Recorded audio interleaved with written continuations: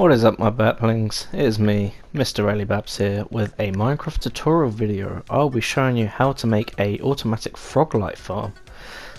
It's pretty simple, and here we go.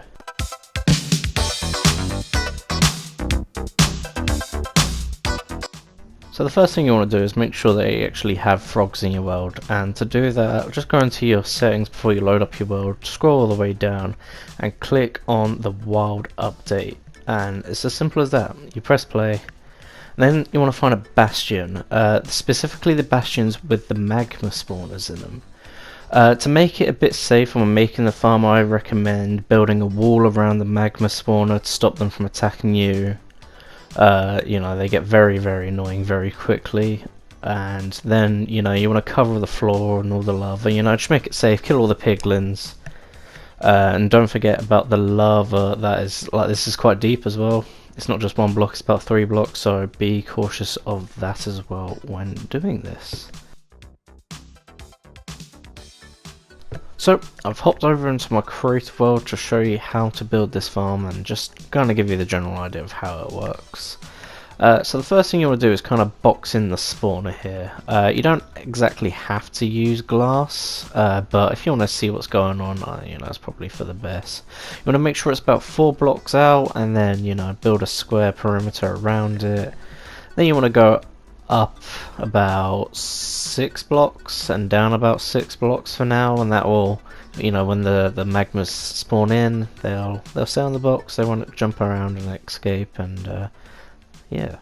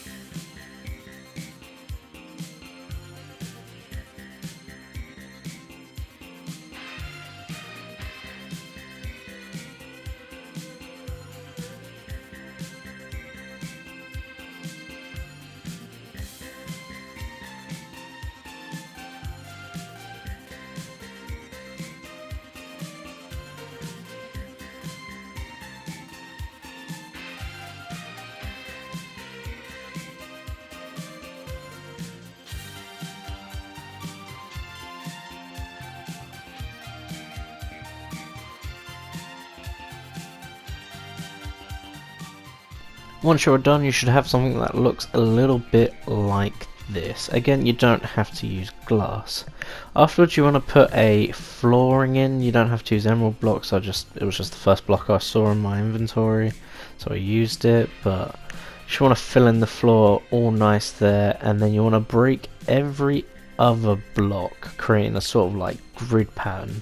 This is so when the magma cubes spawn, the big ones don't filter through, and only the little tiny ones will go through. It should look something like this. And the way we kill the slimes simply is by using snow, powdered snow to be specific.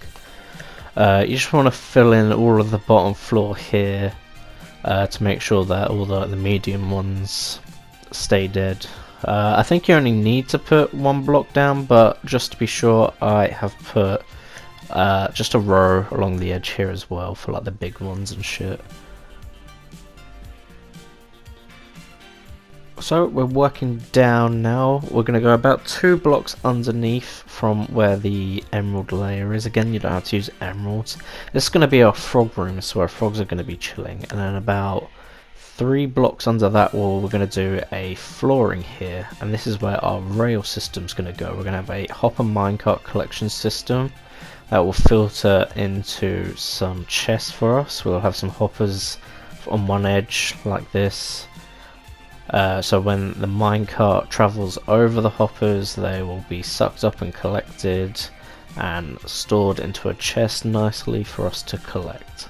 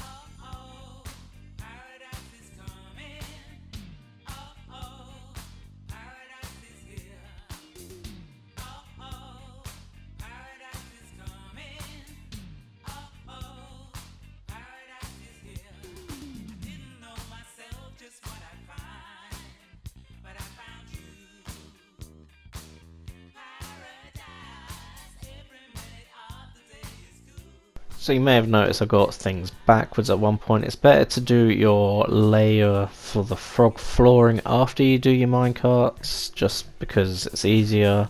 You don't have to use grass, I just did it because I thought it'd be nice for the frogs.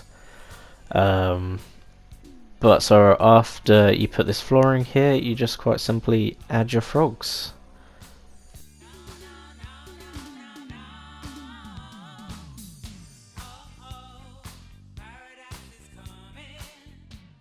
So the probably hardest part about this build, other than sorting out the bastion, will be collecting your frogs. Obviously the different frogs have the different coloured lights. The green frogs will have the green lights. The yellow frogs will have the yellow lights. I mean, they're more orange, but they have the yellow lights, and then obviously the white frogs have the pinker lights, as we can see here. So I would recommend maybe getting about 2 of each, but I've just kind of done them there just for a placeholder. I would use the nether, to traverse with your frogs. They're incredibly slow. But now we get to see the farm in action. So what happens here is that the magmas will spawn, and they will drop down into the snow. The snow will freeze them and slowly kill them, and then when they die, obviously they break apart. And then the process happens again where they get frozen and slowly die. And you'll see right here that when they become their smallest versions, they filter through like so. And then all you need is just your hopper minecart underneath to collect them all up after the frogs eat them. Like I said, having 2 of each colour would be probably for the best. That way you can get all of the colours. But if you want more of one type of colour, then, have more of that coloured frog.